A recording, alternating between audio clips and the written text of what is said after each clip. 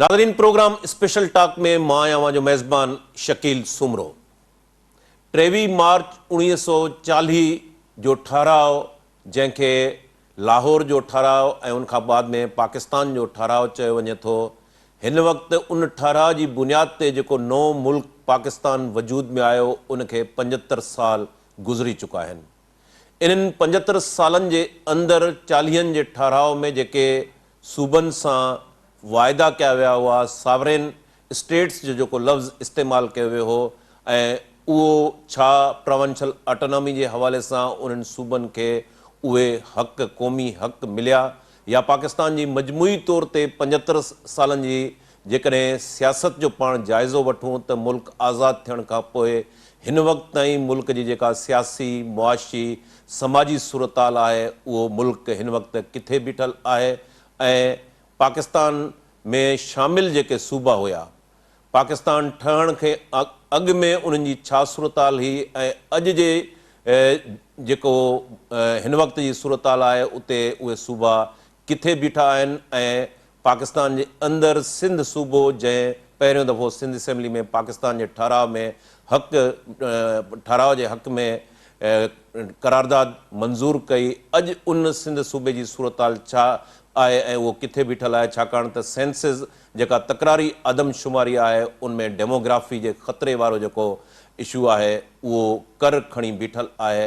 पाण अॼोके प्रोग्राम में 23 मार्च 1940 ते जेको ठहराव मंज़ूर कयो वियो, उन जी रोशनी में हिन वक़्तु जेका मुल्क जी सूरताल आहे, ऐं ख़ासि तौर ते जेके सूबनि जा मामला आहिनि, सूबाई ख़ुदि मुख़्तियारी जो मामला आहिनि, उहे केतिरे ताईं हल थी सघिया आहिनि, पाण अॼोके प्रोग्राम में इन ते ॻाल्हाईंदासूं।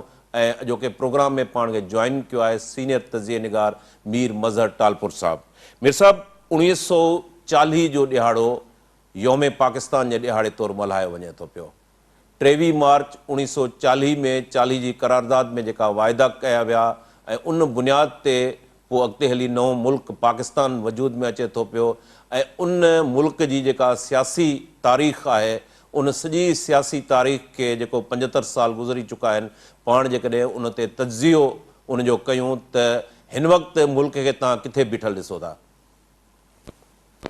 महिरबानी शकील साईं, इहो इत्तेफ़ाक़ आहे जो हाणे 75 साल इन शइ खे थी विया आहिनि, तंहिं करे पाण हाणे इन ॻाल्हि ते ॻाल्हाए सघूं था त कहिड़ियूं कहिड़ियूं शाहिदियूं मिलियूं, कहिड़ा एविडेंसिस हुआ, कंहिं कहिड़ो छा छा कयो, ऐं पोइ हेसी ताईं छा थियो, ऐं अॼु छा आहे, ऐं सुभाणे छा थियणु वञे पियो। सो पहिरीं ॻाल्हि थी आहे त हीअ एक्चुअली 23 कोन हो, इहो 24 तारीख़ हुई, छो जो हुते वरी ख़ाकसार वारनि मूवमेंट हलाई हुई, तंहिं करे इहा एक्चुअली तारीख़ हुनजी 24 आहे, पोइ असां हिनखे 23 था करियूं। जीअं असां 14 खे 15 खे 14 कयो, इहे ॿई तारीख़ूं फ़र्क़ु आहिनि। 15 खे असां 14 कयो ऐं 24 खे असां 23 कयो। हाणे इहो असांजी हिकिड़ी आहे तारीख़ी शइ आहे जेका अची वई। ॿियो अर्ज़ु इहो आहे त इहे जेके बि उन वक़्तु हाणे पाण फैक्ट्स ते ॻाल्हायूं था, जेके उन वक़्त जूं हक़ीक़तूं आहिनि, पोइ सही या ग़लति या इहे ॻाल्हियूं पोइ आहिनि, थियो या न थियो, फैक्ट्स ते था ॻाल्हायूं। हाणे उन वक़्तु ॿ सूबा हुआ हिस्टोरिकली, हिकिड़ो पंजाब जो हो ऐं हिकिड़ो सिंध जो हो। इहे हिस्टोरिकली ॿ सूबा हुआ जेके ॿई इन्हनि ब्रिटिशर्स खे मिलिया हुआ। जोग्राफी उन्हनि जूं उहो ई हुयूं जेके पोइ टालपुर पीरियड में अंग्रेज़ खे मिलिया, ऐं हुते रणजीत सिंह जे पीरियड खां पोइ जेको उन्हनि पंजाब जो जेको दिलीप सिंह वारे पीरियड खां पोइ जेको उन्हनि खे पंजाब मिलियो, सो इहो पंजाब ऐं हिननि खे सिंध ॿ सूबा एज़ ए मिलिया। ऐं ईअं ई ॿियनि इलाइक़नि में जेके मिसाल तौरु इंडिया जूं स्टेट्स हुयूं, बंगाल हुआ, महाराष्ट्र हुआ, इहे इलाइक़ा हुआ, इन्हनि इलाइक़नि में बि उन्हनि खे उहे स्टेट्स मिलियूं, तंहिं करे हू अखर स्टेट था इस्तेमालु कनि। ऐं अॼु बि इंडिया में पाण सूबा चवंदा आहियूं, छो जो स्टेट खे पाण खे लुकाइणो आहे, तंहिं करे पाण स्टेट अखर कोन था इस्तेमालु करियूं। ऐं 23 जेको 40 वारो रेज़ोल्यूशन आहे, उनखे पाण मजबूरन था चऊं, छो जो करारदाद इन पास थी ऐं इहा जस्टिफिकेशन थिए थी, अदरवाइज़ पाण इनखे फासी विया आहियूं। जेका 75 साल जी तारीख़ चए थी, इन ॻाल्हि मां पाण फासी विया आहियूं। इहा ॻाल्हि छो थो ईअं अचे, तंहिं करे बंदोबस्तु इहो कबो आहे त इहो सिर्फ़ु फॉर्मेलिटी थिए। तो हाणे अर्ज़ु इहो आहे त पोइ उन वक़्तु वरी ॿियूं स्टेट्स हुयूं, मिसाल तौरु बलूचिस्तान कोन हो, कलात स्टेट हुई, कि सरहद जेको हो KPK हो, उहो नॉर्थ वेस्ट उन्हनि पोइ ठाहियो, जेको अफ़गानिस्तान जो हिकिड़ो पोर्शन हो, पोइ हिननि इहो ठाहियो। पोइ उन ज़माने में हिननि डेविड लाइन बि हुन पासे फर्स्ट वर्ल्ड वार में ठाही, ऐं पोइ सेकेंड वर्ल्ड वार में ही असांजो पोर्शन वरी हिननि डिवाइड कयो। त हाणे इहो स्टेट्स ते ठहियूं जेको तव्हांखे हींअर यादगार पाकिस्तान ते जेको पत्थर लॻल आहे उन पत्थर में लिखियलु आहे कि ख़ुदि मुख़्तार रियासतूं हूंदियूं ऐं पंहिंजी मर्ज़ी सां शामिल थींदियूं ऐं सियासी ऐं मुआशी तरह हिननि जा हक़ हूंदा। हाणे इहा आहे उन पत्थर ते शइ लिखियलु। हाणे इहा जेका हिते पत्थर भले कीअं बचियो आहे पर हुजणु न खपे आहे, पर ख़ैर हाणे इहो पत्थर हिते लिखियो पियो आहे, हाणे उहा तारीख़ी हिसो आहे। हाणे अच्छा इंडिया में बि इहो थियो, पोइ इंडिया में हुननि चयो त भई तव्हां अॼु खां पोइ हिंदुस्तानी आहियो। हुननि चयो न न असीं हिंदुस्तानी कोन आहियूं, असीं त बंगाली आहियूं, असीं त मराठा आहियूं, असीं त पंजाबी आहियूं। त हुननि चयो ओके ओके, तव्हां पंजाबी बि आहियो ऐं हिंदुस्तानी बि आहियो, तव्हां बंगाली बि आहियो ऐं हिंदुस्तानी बि आहियो, तव्हीं मराठा बि आहियो, तव्हीं मुंबई बि आहियो, सूबो महाराष्ट्र बि आहे ऐं महाराष्ट्र सूबो बि आहे ऐं हिंदुस्तानी बि आहियो। हाणे इहा ॻाल्हि हुननि सम्झ में आई, हुननि चयो ओके इहा ॻाल्हि ठीकु आहे, तव्हीं असांखे क़बूल करो था, अगरि हिंदुस्तान असांखे क़बूल करे थो एज़ ए क़ौम त पोइ असीं तव्हांखे क़बूल करूं था। पोइ ईअं पाकिस्तान सां मसइलो वरी इहो थियो त असांखे हिननि चयो त भई अॼु खां पोइ तव्हीं पाकिस्तानी आहियो। माना अजीब ॻाल्हि थी वई। हाणे इत्तेफ़ाक़ कहिड़ो आहे जो क़ाइदे आज़म गुज़ारे वियो ऐं ॿिया जेको लॾो आयो उहो पंजाब जी लीडरशिप हुई, ॿी वरी जेका UPCP जी लीडरशिप हुई उहा ॿाहिरां आई। तंहिं करे पोइ असांजा हमरा वरी कावड़जी पिया जेॾीमहिल टाइम आयो असांजे हुकूमत करण जो, जेॾीमहिल सॼो सिस्टम ठाहिण जो, तेॾीमहिल कावड़जी पिया ऐं पोइ उन वक़्तु ही हमरा अची विया। हालांकि उन वक़्तु बि ॿ धाराऊं हुयूं जेॾीमहिल पाकिस्तान ठहियो पिए। हिकिड़ी धारा साईं जेम्सन जी हुई, हिकिड़ी धारा इलाही बख़्श सुमरे जी हुई। इलाही बख़्श सुमरे जो ख़्यालु हो त इहो शइ अल्लाह बख़्श सुमरो, क़ौमुनि जी बुनियाद ते ठहणु खपे, अल्लाह बख़्श सुमरो, अल्लाह बख़्श सॉरी, त उन में पोइ न हुजणु खपे ऐं इहो शइ ठीकु कोन्हे ऐं हिनखे ठीकु अहिड़े तरीक़े सां करे सघिजे थो। पर पोइ मुस्लिम लीग जो हुते दौर हो, पोइ उन मुस्लिम लीग में इहा शइ फबी वई ऐं हू पोइ मारिजी वियो। इहो पॉलिटिकल मर्डर अॼु तारीख़ में सिंध जी सम्झे थी, पॉलिटिकल मर्डर। पोइ इन खां पोइ क़ाइदे आज़म हलियो जेको फाउंडर हो ऐं जंहिं शइ ठाही हुई। हाणे अचो अॻिते।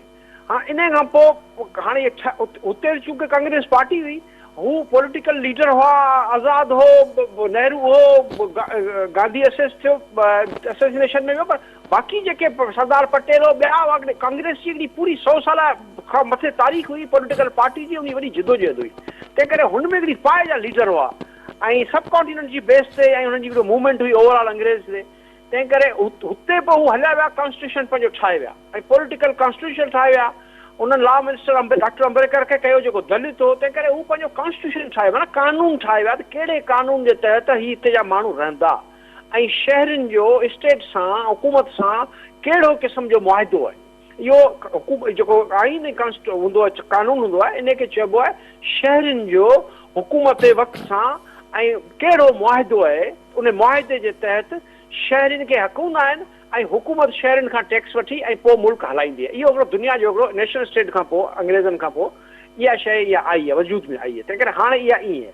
हुते हू ठाहे विया ऐं उन खां पोइ हिते छा थियो, हिते ही असांजा हमरा चूंकि गेम ई पावर पॉलिटिक्स हुई, का शइ क्लियर कोन हुई। हिननि मज़हब खे क़ौम करे शइ ठाही हुई, दो नज़रियो मज़हब खे क़ौम कयो। हालांकि मज़हब ऐं क़ौमुनि में फ़र्क़ु आहे। अगरि इन हिसाब सां कजे त मिडल ईस्ट में मुल्क हुजनि ई न, ईअं दुनिया में या अंग्रेज़ हुजनि ई न, यूरोप में रही मुल्क न हुजनि। तंहिं करे अर्ज़ु इहो आहे त पोइ इहा शइ हलणी कोन हुई, पर पोइ हिननि ठाही। ऐं पोइ उन वक़्त में हिते मेजॉरिटी में बंगाली हुआ ऐं बंगाली तमामु ऐं पहिरियों जेको असीं चवंदा आहियूं त सिंध पास कयो बिल, पर पहिरियों बिल बंगाल पास कयो, उन खां पोइ सिंध पास कयो पाकिस्तान जो बिल। सो बंगाली 40 जी करारदाद आहे, इहा बि त बंगालनि आंदी। जी सर, त उन में पोइ उन खां पोइ हाणे इहे 2 सूबा अची विया जेके 2 क़ौमूं हुयूं, उन्हनि शामिल थिया ऐं पंजाब में यूनियनिस्ट पार्टी खटे आई हुई, पर पोइ हुननि फौरी तौर ते वरी टेक ओवर कयो ऐं मुस्लिम लीग में शामिल थी विया। सरदार शौकत हयात वारा, ॿिया टिवाना वारा ऐं दौलताना वारा, त पोइ शामिल थी विया। त पोइ उन खां पोइ उहो वरी पोइ यकदमि मुस्लिम लीग में अची विया ऐं उन शइ में हलिया आया।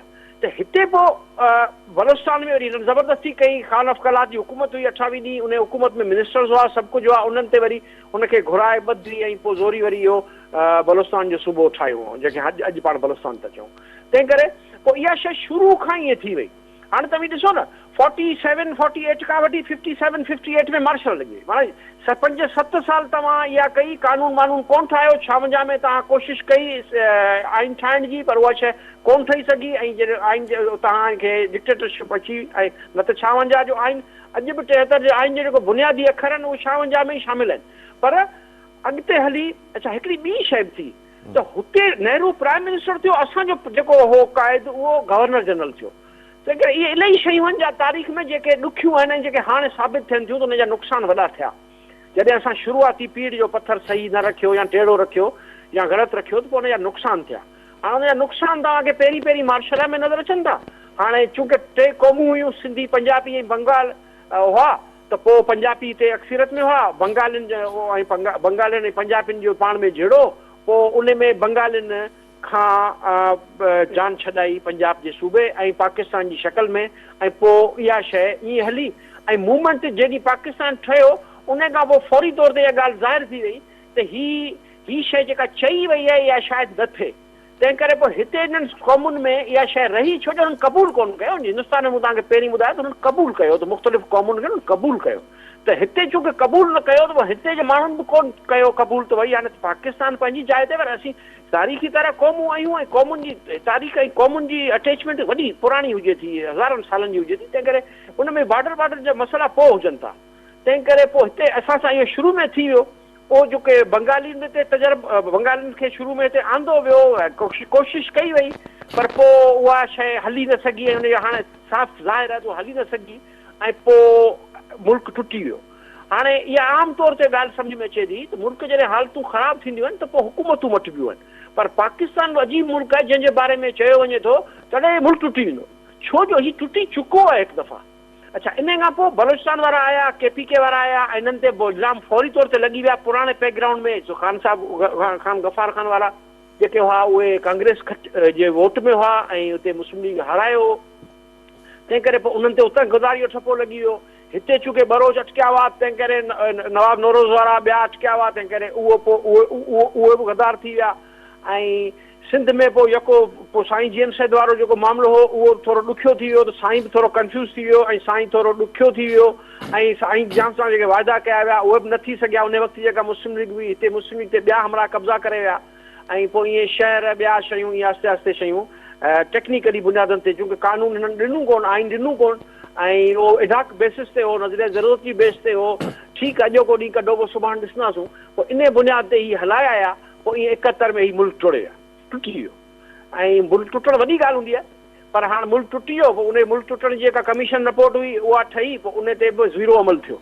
उहा रुकी रही पर अमल बि कोन थियो छो जो सबबु कढणा जॾहिं कमीशन रिपोर्ट में त इलाही हमरान ते कोर्ट मार्शल थियणा हुआ पर पोइ उहे कोन थिया ऐं उहा ॻाल्हि लुकाई वई ऐं उन जो रिज़ल्ट वरी इहो थियो जो 77 में पॉपुलर लीडर हो ज़ुल्फ़िकार अली भुट्टो जंहिंखां इहो कमु वरितो वियो सॼो अहमदुद्दीन कमीशन खे लुकाइण जो ॿिया जेके हुननि कमु वरिता हुआ उहो 5-7 सालनि में हुनखे लाइ लाथो वियो ऐं मार्शल वरी अची वई ऐं पोइ वरी उहा मार्शल तव्हांजी ॾिसो पिया त उहा मार्शल अच्छा इन विच में असीं जेको अर्ली पीरियड में असीं जेको 2 ब्लॉक हुआ कोल्ड वार जा उन में असीं वेस्टर्न ब्लॉक में हलिया वियासीं ऐं इंडिया ईस्टर्न ब्लॉक में हलियो सो पोइ उन जो सबबु इहो कोल्ड वार वारो फिनामिना बि असां सां अची वियो ऐं असां ग्रुपनि में ॿिनि ब्लॉकनि में हलिया वियासीं पोइ असांजो जेको वेस्टर्न ब्लॉक हो उहो जाइज़ नाजाइज़ असांजी मदद कंदो हो असांजी हुकुमरान क्लास खे हुनजो फ़ाइदो ॾींदो हो ऐं हुकुमरान क्लास खे जेको चाहींदो हो कंदो हो पोइ ईअं क़ौमुनि जा ऐं असल में क़ौमुनि जो मसइलो तबक़ाती मसइलो बि हूंदो आहे मिसकिननि जो मसइलो क़ौम त माण्हुनि ते हूंदी आहे न मिसकिननि ते घणी मिसकिन घणा आहिनि त पोइ मिसकिननि ते हूंदी जे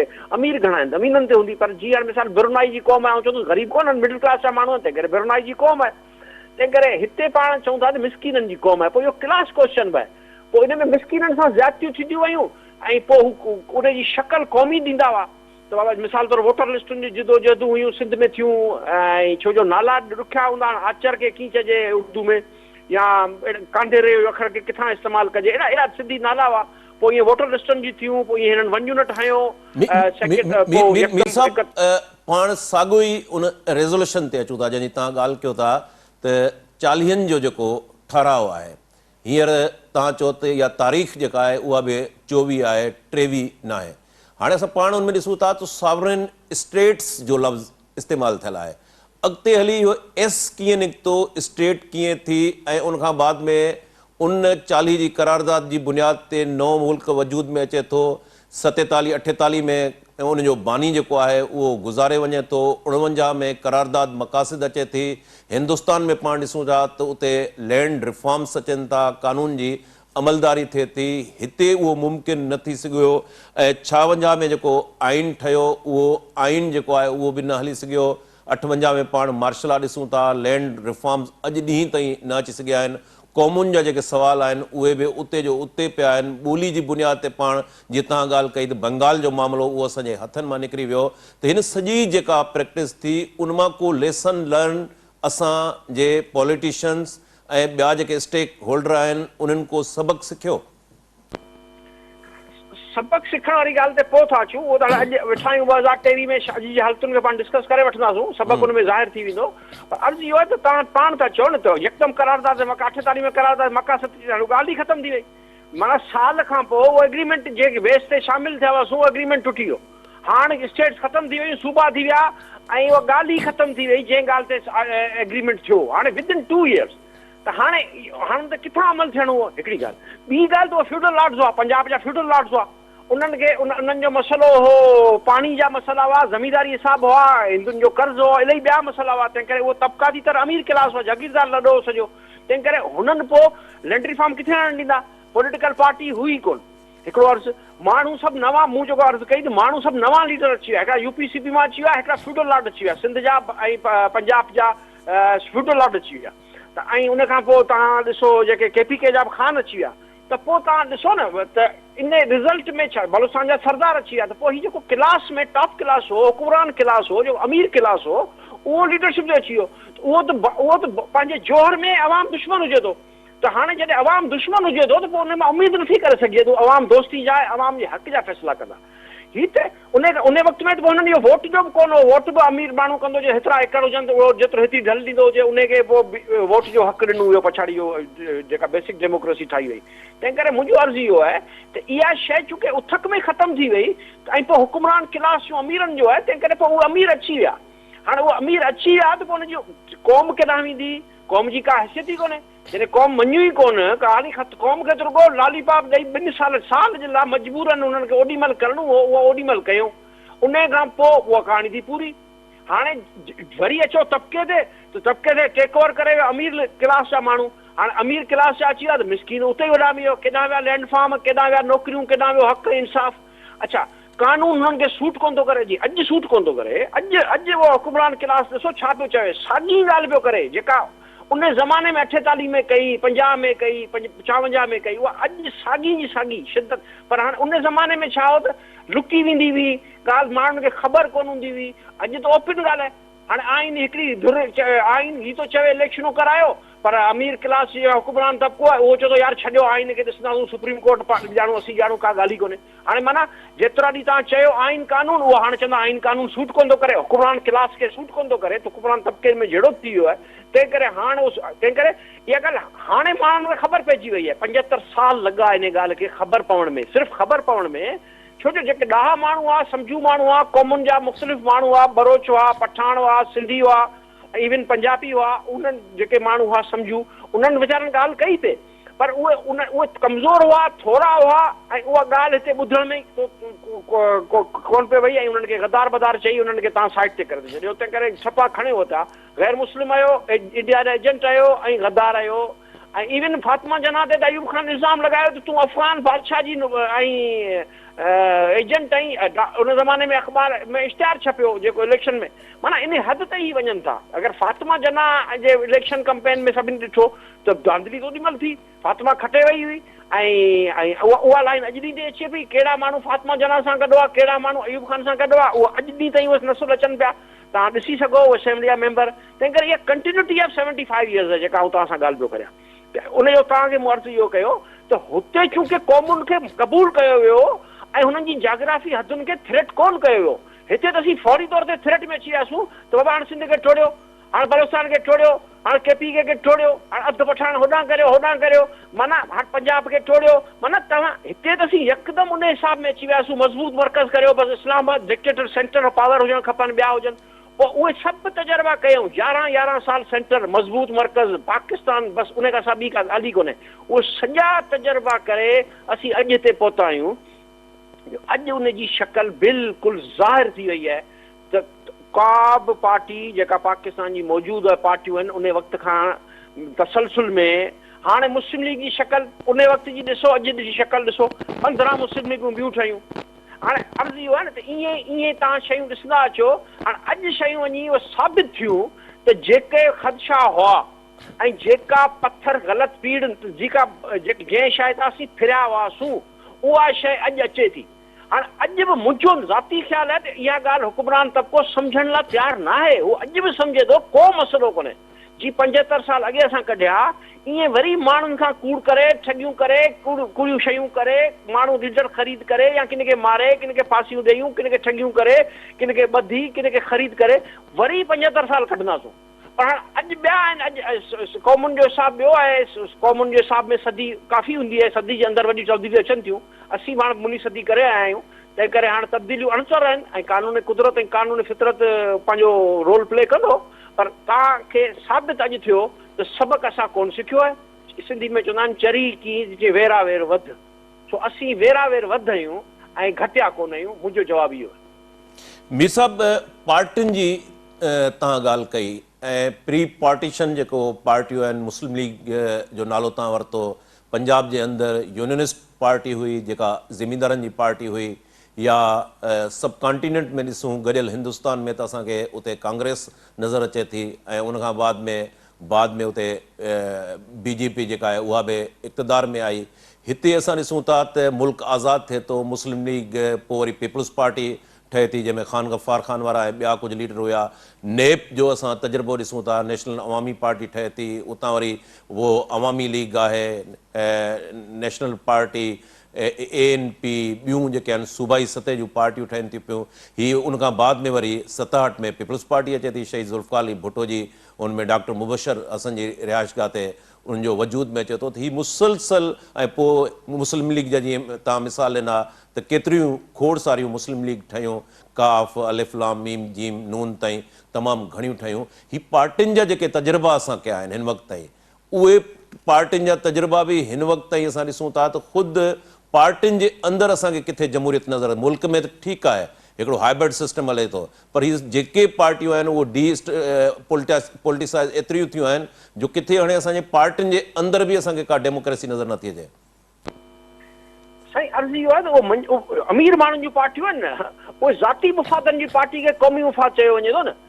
उहे अवाम जे नाले ते अवाम सां दुश्मनी करणी आहे न इस्लाम जे नाले ते इस्लाम सां दुश्मनी करणी आहे न पाकिस्तान जे नाले सां पाकिस्तान दुश्मनी करणी आहे न माना नालो वठी तबाही करणी आहे न तंहिं करे उहो पंहिंजे जौहर में अमीर माण्हू मूं तव्हांखे पहिरीं अर्ज़ु कयो त अमीर जो अमीरी आहे ई तॾहिं जॾहिं ग़रीब खे उहो ग़रीब रखे थो ॼाणी वाणी रखे थो पॉलिसियूं कानून सभु तरीक़ा इस्तेमालु करे ग़रीब खे ग़रीब रखे थो रुगो साह खणण लाइ रखे थो ताकी उनजो मज़ूरी करे उनजो को किन्नू कमु करो किना कमु करे मज़ूरी करे उन लाइ कमाए बसि ताकी हू आयाशूं करे इन जे करे पार्टियुनि में डेमोक्रेसी अची नथी सघे हाणे हीअ तव्हां जेके बि ॻाल्हियूं कयूं इन जो रिज़ल्ट आहे न हिते तव्हां पाण था चओ 8 पार्टियूं ठहियूं 20 पार्टियूं ठहियूं अच्छा जेके ॿियूं सूबाई पार्टियूं था तव्हीं चओ उहे एक्चुअली क़ौमी पार्टियूं हुयूं जेके असीं सूबाई पार्टी था चऊं छो जो क़ौमी इशूज़ रिज़ॉल्व न थिया त माण्हुनि क़ौमी पार्टियूं ठहियूं हाणे हुनजो रिज़ल्ट इहो छा थियो आहे रिज़ल्ट इहो थियो आहे बरोच हथु कढी आहे बरोच हाणे बिलीव ई कोन था कनि हाणे भले वेठा आहिनि ज़ोरी वेठा आहिनि माण्हू मतिलबु बरोच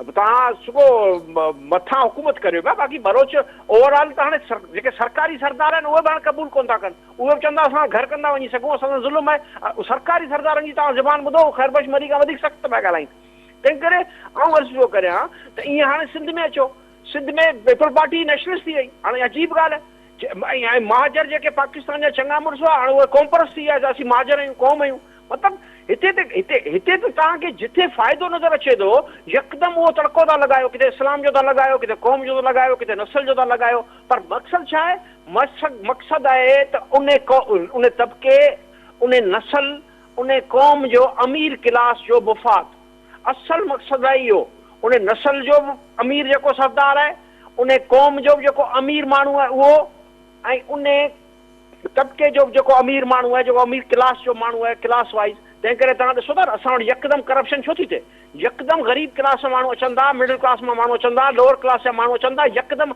मथे क्लास में शिफ्ट थिया था वञनि, हुननि लाइ त इनकलाब अचो थो वञे न। पोइ बाक़ी माण्हू थोरी था पाइनि मिसकिन, भले पिया रुलनि, हुननि जो ज़िंदगी में त इनकलाब अची वियो। हुननि खे त तबिको मटाइणो हो, उहो तबिको मटाए छॾियो। हाणे हुननि जो सॼो ॾींहुं कमु हुजे थो माण्हुनि खे बेवकूफ़ ठाहिणु, माण्हुनि खे विढ़ाइणु, माण्हुनि खे मुंझाइणु, माण्हुनि खे ख़राबु करणु, माण्हुनि खे ॿधणु, माण्हुनि खे लाल चूड़े ख़रीद करणु। मीर साहब, हाणे पाण बहस खे थोरो अॻिते वधायूं त हिन हाणे स्टेट जो हेतिरा सारा तजुर्बा थी चुका, तव्हांजे चवण मूजिबि त उन तजुर्बनि मां बि असां कुझु हड़ हासिल न कयो आहे। हाणे हिन स्टेट जो रियल तज़ाद छा आहे? हिते क्लास कॉन्फ्लिक्ट आहे, हिते जमहूरी कॉन्फ्लिक्ट आहे, क़ौमी तज़ाद आहे, हिते रियल तज़ाद हाणे हिन रियासत जो आहे कहिड़ो जंहिंखे असांखे एड्रेस करणु खपे ऐं उतां असां उन एड्रेस करण खां बाद में उतां इन मसइले मां निकिरी सघूं, किथे सही ट्रैक ते असां अचूं? आउं शकील साईं तव्हां सां आम ॻाल्हि कंदुसि जेको आम ज़िंदगी में थिए थी। मिसाल तौरु माण्हू कंहिं जाइ ते वञे थो, रस्तो भुलिजे थो त पोइ वरी वापसि उते अचे थो जितां भुलियो हुजे थो। या दुनिया में वरी हिकिड़ो ॿियो कानून हूंदो आहे जंहिंमें माण्हू 4 माण्हू विछड़ी वेंदा आहिनि त पोइ थंब रूल उहो हूंदो आहे त आख़िरी उते सभु गॾिजो जिथे आख़िरी तरह, तॾहिं सेल फोन त कोन आहे न, थंब रूल इहो आहे त उते वापसि पहुचो जिथे आख़िरी 4 माण्हू ताईं गॾु हुओ, जिथे विछड़ण खां पहिरीं। तंहिं करे हिते असीं वापसि था वञूं त बाबा जमहूरी तज़ाद बि आहे, क़ौमी तज़ाद बि आहे, तबक़ाती तज़ाद बि आहे। हाणे इहे टई तज़ाद पंहिंजे उरूज ते मौजूदु आहिनि ऐं इहे उन वक़्तु बि हुआ, इहे अॼु बि आहिनि।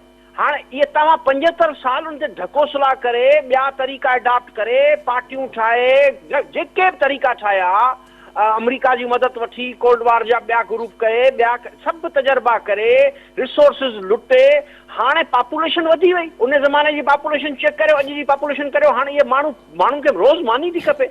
हाणे इहे माण्हू आहिनि, इन्हनि खे मानी थी खपे। हाणे मानी जी डेली डिमांड आहे न साईं, कपिड़े खां सवाइ, जुती खां सवाइ गुज़ारो थी सघे थो, पर मानी खां सवाइ गुज़ारो कोन थींदो। त हाणे हेतिरा ॾींहं असीं हलियासीं ज़राअत ते त पोइ पाणी वियो लियो, दरिया विया सुकी विया, डैम ठही विया ऐं ज़मीनूं ख़राब थी वियूं, बंजर थी वियूं। ज़मीन जे अंदरि हाणे आबादी जी जेका आबाद थिए पई उन में हाल कोन्हे, ख़र्च ज़मीनदारी में वधी विया। हाणे असीं ॿाहिरां पिया कणिक घुरायूं, ॿाहिरां पिया दालूं घुरायूं, ॿाहिरां पिया गिह घुरायूं। तंहिं करे मुंहिंजो अर्ज़ु इहो आहे त इहे टई तज़ाद वॾी शिदत सां मौजूदु आहिनि अॼु बि, ऐं असांजो हुकुमरान अॼु बि पुराणे गेर में आहे। अॼु बि सम्झे थो त जेको तरीक़ो मूं पुराणे वक़्त में इस्तेमालु कयो उहो आउं अॼु बि करे ऐं कामयाबु थींदुसि। पर जेके बि माण्हू कानून फितरत ऐं कानून कुदरत ते यकीन रखनि था, उन्हनि खे ख़बर आहे त लॉ ऑफ नेचर प्रिवेल कंदी। पोख ॿोसो लुणबो, हिननि ग़लतियूं कयूं ऐं उन ग़लतियुनि जो अज़ालो थियणो ज़रूरी आहे। ऐं हिननि जा पंहिंजा हाणे जहिड़ो किथे आहे, तव्हां नज़र अचे पियो न, हाणे जहिड़ो जमहूरी बि आहे, जमहूरी किथे आहे, जहिड़ो अमीर पाण में पिया विढ़नि। हाणे क़ौमी तज़ाद बि आहे, पाण में पिया वेठा विढ़नि। हाणे तव्हांजो तबक़ाती तज़ाद बि आहे, ग़रीब अमीर पाण में, ग़रीब रोड ते अचे पियो, मुख़्तलिफ़ शहरनि में अची वेंदो। तव्हां ॾिसंदो हिन साल 2 साल में फुल फ्लेज अची वेंदो। हिननि कंट्रोल करण जी का गुंजाइश ई कोन्हे, हिन वटि कैपेसिटी कोन्हे। 5 लाख 8 लाख माण्हू फ़ौज जा, सभिनी खे गोलियूं हणंदा जा, टैंकूं हणंदा जा। रूस जो मिसाल तव्हांजे अॻियां आहे, केॾा वॾा हथियार हुआ, रूस जी एड्रेस ई कोन थी मिले दुनिया में। तंहिं करे हीअ अॼु बि उहे साॻिया तरीक़ा करण था चाहिनि। हीअ अॼु बि सम्झनि था त 1947 आहे, अॼु बि सम्झनि था जेको तरीक़ो उन वक़्तु अडॉप्ट कयो वियो, माण्हू मटाए, फलाणो प्राइम मिनिस्टर थी वियो, फलाणो चीफ थी वियो, फलाणो सदर थी वियो, फलाणो चीफ जस्टिस थी वियो, ईअं माण्हू मटाए कमु हलाईंदासीं। तंहिं करे हीअ अॼु बि उन साॻे प्रोग्राम में आहिनि। ऐं मुंहिंजो इन जे करे चवणु आहे त हीअ अॼु बि कोन सिखिया आहिनि, ऐं इन न सिखण जे करे इहे साॻिया ख़दशा मौजूदु आहिनि। जेके 70 वारा ख़दशा मौजूदु आहिनि ऐं जेके 47 वारा ख़दशा मौजूदु आहिनि। ऐं ॿियो आउं अर्ज़ु कंदुसि त दुनिया में हींअर उहो साॻिया सेकेंड वर्ल्ड वार वारा सीन अची वियो आहे, 40 खां 50 वारो पीरियड। त अॼु 20 ऐं 23 में तव्हीं ॾिसो पिया किथे मल्टीपोलर पई ठहे, हाणे मल्टीपोलर पई ठहे, यूनिपोलर कोलेप्स पियो करे। तंहिं करे अॼु जूं हालतूं वरी नई ब्लॉकिंग पई करे, नयूं दुनिया जूं बि नयूं पई ठहनि, हिते बि नयूं पई ठहनि। ऐं असांजो हुकुमरान तबिको चाहे कहिड़ी बि क़ौम जो हुजे, चाहे कहिड़े बि नसल जो हुजे, उहो अॼु बि कोन सम्झो ऐं अॼु बि उहे साॻियूं पॉलिसियूं वधीक उघाड़े तरीक़े सां ख़र्च करण लाइ ऐं अज़ाब आज़माइण लाइ तयारु आहे। तंहिं करे आउं घटि में घटि अॼु इन खां सवाइ आउं इहो सम्झां थो त अल्टीमेटली मिसकीन माण्हू उथंदा ऐं अॼु जे दौर में इंटरनेट आहे, टेक्नोलॉजी आहे, साइंस आहे, उनजो अवाम खे फ़ाइदो थींदो। ऐं एंड ऑफ दी डे अवाम सोभारो थींदो, इहो मुंहिंजो यकीन आहे, छो जो कानून कुदरत आहे, कानून फितरत आहे। ऐं मीर इहा शइ साहब वरी उरूज ज़वाल अचणो आहे, ऐं ज़वाल खां पोइ वरी उरूज अचणो आहे। सो मीर साहब मुख़्तलिफ़ सूबनि में जेके तव्हां चयो त उहे उते क़ौमी पार्टियूं आहिनि, मुख़्तलिफ़ जेके कॉम्प्रेस पार्टियूं आहिनि या पार्लिमानी सियासत कंदड़ पार्टियूं आहिनि पाकिस्तान जे फ्रेमवर्क में, उहे डिमांड कनि थियूं त 1940 जी करारदाद तहत सूबनि खे ख़ुदि मुख़्तियारी ॾिनी वञे। मुख़्तलिफ़ डिफरेंट असां ॾिसूं था बलोचिस्तान जे अंदरि, सिंध जे अंदरि, ख़ैबर पख्तूनख्वा जे अंदरि मुख़्तलिफ़ पार्टियूं आहिनि जंहिंजी डिमांड। छा इहो मुमकिन आहे त 40 वारे रेज़ोल्यूशन ते अचे ऐं पोइ उनखे एड्रेस कजे, नई आइन साज़ असेंबली जोड़ी वञे, उन पॉइंट ते अची करे मसला हल कजनि? विच में 18वीं तरमीम बि आई, पर 18वीं तरमीम ते जेको आहे उन 18वीं तरमीम जे स्पिरिट जेको आहे उन स्पिरिट तहत उन ते इम्प्लीमेंटेशन न थी सघी आहे। हीअ जेका डिमांड कनि था 40 जे रेज़ोल्यूशन तहत जेके आहिनि उहे मुतालबा मञा वञनि, तव्हां सम्झो था इहो मुमकिन आहे त असां 40 जी करारदाद ते अचूं ऐं हीअ मामला रिज़ॉल्व थी सघनि? पोइ साईं मुंहिंजो न आहे ख़्यालु त उहो थी सघे, इन करे थी सघे थो, थी तॾहिं सघे थो जॾहिं उहा लीडरशिप अचे न। लीडरशिप अचे, उहा सबक़ु सिखे न, हमूदुर कमीशन मां सिखे न, उहा इफ्ताबाद वारी कमीशन मां सिखे न, उहे सिखे न, फ़ैसिला जेके पुराणा आहिनि त सिखे न, क़ौमुनि सां माफ़ी वठे न, तबिक़नि खां माफ़ी वठे न, ऐं वापसि पोइते वञे न। मूं तव्हांखे पहिरीं मिसाल न त वापसि पोइते वञिणो पवंदो न साईं। हाणे उहा लीडरशिप ई कोन्हे न, कैपेसिटी ई कोन्हे न। हर क्लास में अहिड़ा माण्हू मथे अची विया आहिनि जिन में गुंजाइश ई कोन्हे इन क़िस्म जो फ़ैसिलो करण जी। हाणे तंहिं करे थो आउं अर्ज़ु करियां त इहो मुमकिन कोन्हे, सवाइ ब्लड शेड खां पोइ वरी माण्हू वेंदा, क़त्लो गारत खां पोइ वञी वेंदा। क़त्लो गारत अनअवॉइडेबल आहे, क़त्लो गारत थियणी आहे, छो जो हुकुमरान क़त्लो गारत चाहिनि था। इन करे कोन, अवाम कोन थी चाहे। अवाम त चाही चए थी मूंखे सिर्फ़ु एतिरो हक़ ॾियो त जंहिंखे आउं वोट ॾियां उहो वोट वारो मूं ते हुकूमत करे। पर हिते त वोट वारा माण्हू जेके चोर आहिनि, जिन ते 100 केस हुजनि, जेलनि में हुजणु खपनि, उहे इलेक्शन था विढ़नि। माना हिते प्रोग्राम जो वक़्तु जेको आहे उहो ॼाणी के पहुतो 23 मार्च 1940 जो ॾींहुं, जंहिंमें सूबनि सां उन्हनि जी सॉवरन स्टेट्स तौरु ख़ुदि मुकमल आइनी तौर ते ख़ुदि मुख़्तियारी जो जेको आहे वाइदो कयो वियो हो। ऐं हाणे अॼु जेको 75 सालनि खां पोइ पाकिस्तान जंहिं मोड़ ते पहुतल आहे, उन जो हिकिड़ो ई हल आहे, हिकिड़ो ई सॉल्यूशन आहे त क़त्लो गारत सिविल जेका आहे नाफ़रमानी, उनखां बचण जे लाइ हिकिड़ो ई हल आहे त 40 जी जेका करारदाद आहे उन जे स्पिरिट मूजिबि पाकिस्तान जे अंदरि जेके बि फेडरेटिंग हिन फेडरेशन में यूनिट आहिनि, उन्हनि खे उन 40 जी करारदाद मूजिबि हक़ ॾिना वञनि त हीअ फेडरेशन वधीक मज़बूत थी सघे थी ऐं सूबा बि वधीक मज़बूत थी सघनि था, ऐं क़त्लो गारत जेका आहे, जेका कानून जी हुक्मरानी न आहे, उनखां बि बची सघिजे थो। पंहिंजे मेज़बान शकील सुमरो खे इजाज़त ॾींदा। अल्लाह भाई।